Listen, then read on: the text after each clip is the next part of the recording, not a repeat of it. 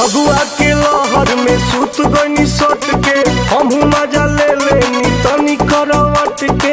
ए सखी सुनो हो, फगुआ के लहर में सुत गनी सट के हमहू मजा ले लेनी तनी करवट के।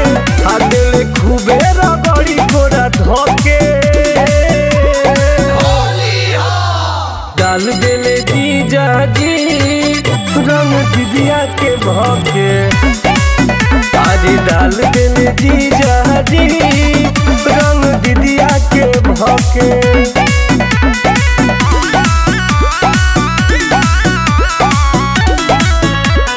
म्यूजिक बाय विकास रोशन।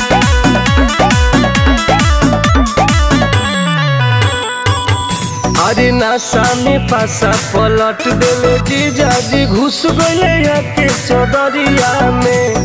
फागुन के लहर में कर दिले कहर घाट पाई दिले अनहरिया में। कतना बताई अनहरिया में मन मानल ना हमरो बहकल रे। पूरा अगिया जवनिया के रहकल रे। अरले उहो के लाड़ सखी पके। अरे डाल दिले जीजा जी रंग दिदिया के भके। रंग डाल दिले जीजा जी रंग दिदिया के भके। डाल दिले जीजा डाल दिले जीजा जी।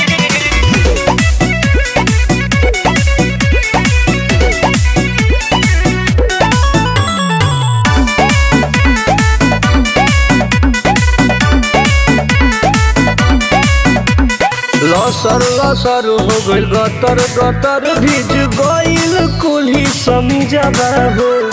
पाई के मौका क दिले धोखा रंग दिले चोली के चिझबा हो। रंग दिले चोली के चिझबा हो। राजू सले सुहौए मिजाजी सखी सारा खइले जवानी के पियाजी सखी। आ बात कही दिले टुन टुन से कके। डाल दिले जीजा जी रंग दिदिया के भके। डाल दिले जीजा जी रंग दिदिया के भके।